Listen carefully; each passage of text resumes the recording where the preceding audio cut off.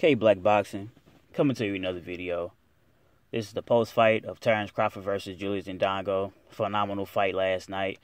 As I stated in my previous videos, I was going to be extremely busy, so I couldn't make the upload like I wanted to last night. Although I seen the fight, I just couldn't make the upload because I was just extremely busy, man. I had so much stuff I had to take care of. So, it's better late than never.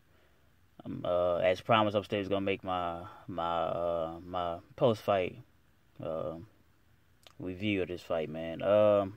Phenomenal fight, man. Nothing but props for both combatants. Both these fighters are, champions, man. Both these fighters are kings, and nothing but props for Julius Indongo coming all the way from Africa, man, and rising up the way he did in only 8 months, man. And although he fell short in this fight.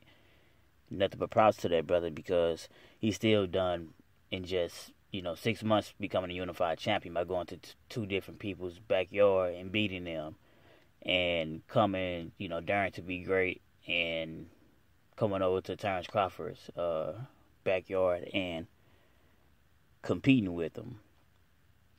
Terence Crawford is levels ahead of the rest, man. His levels to it.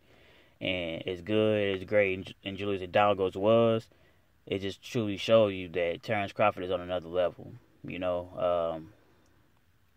First round, it was a kind of like filling out process until Terence Crawford hit him with like a left straight, and it kind of got his attention. Julius Indongo attention, it kind of buzzed him a little bit. And it was after that, it was kind of like all she wrote, man, because second round came, Terence Crawford hit him with like a left behind the head, kind of like an equilibrium type of shot, and it kind of like behind the ear, and it caused Julius Indongo to go to the canvas. He got up, but he was on shaky legs, man. Then the third round came, and he was all she wrote because he didn't even continue with the head attack. He hit him with a body shot, man, a left like hook to the body, and put Julius Indongo down. And when you get hit with a liver shot, there's not too many fights who can actually get up from that.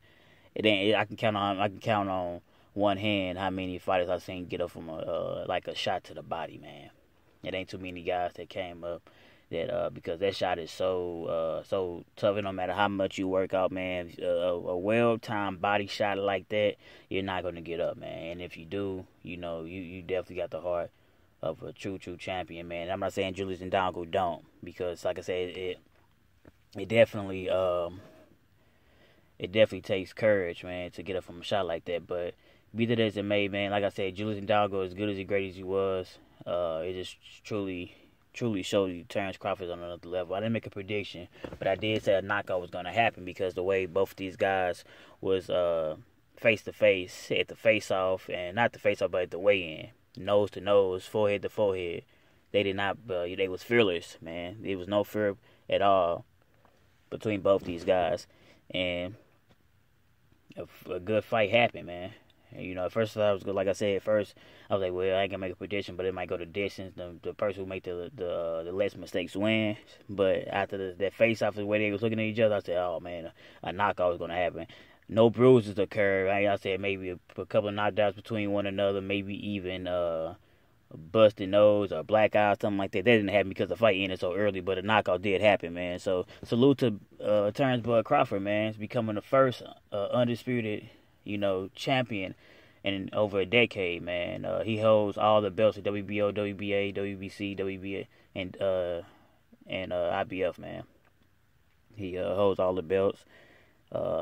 I don't really know what happened to the IBO belt. Julius Indongo didn't have it, but it really doesn't matter anyway because it don't count. He holds the major 4 belts, which is the IBF, WBA, WBC, and WBO. So that's all that matters. He's the undisputed champion. I don't really know what he's gonna do from here on out, man, because maybe he can try to fight Mikey Garcia. Mikey Garcia want to get the for that name, because Mikey Garcia undefeated too, and he just got a big win at 140. But other than that, man, it's really nothing else Terence Crawford can do. I would like him definitely to defend those titles though, at least a couple of times though. He can do it against Lipinets, just to let him get his title shot, and he can go against Mikey Garcia for like a big name fight, man. And even try to put that on like maybe pay-per-view or something like that. Who knows? If not pay-per-view, then definitely a platform like ESPN or the PBC. Bob Arum and and Al Haymon just have to work with one another, man. And to me, it's a good night of boxing, man. We crowned a true king of boxing, and in my opinion, he's definitely is the new number one pound for pound fighter. I know Andre Ward was in attendance. He was actually calling the fight. He was one of the commentators. So it's only right that a number one fighter like Andre Ward go ahead and step down and get a number one spot to Bud Crawford. You know what I mean? Because he deserved it. He fought a person like Julius Indongo, who he didn't have to fight.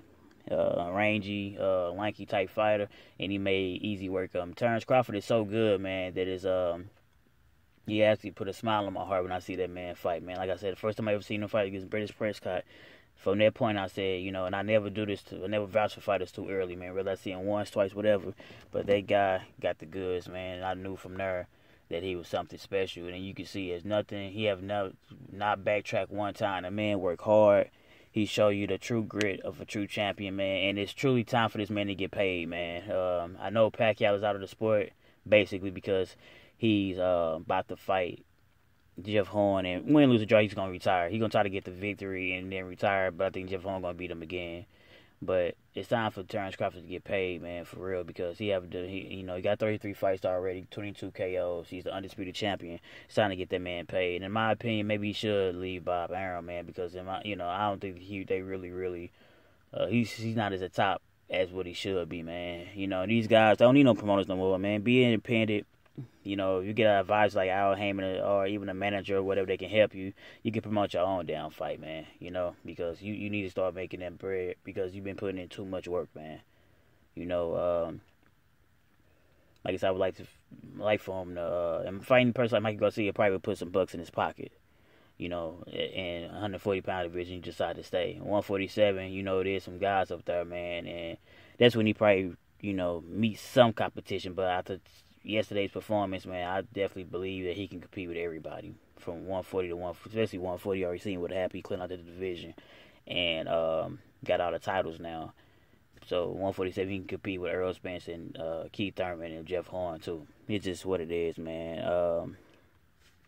What y'all think, man? In my opinion, for a good fight night, Terence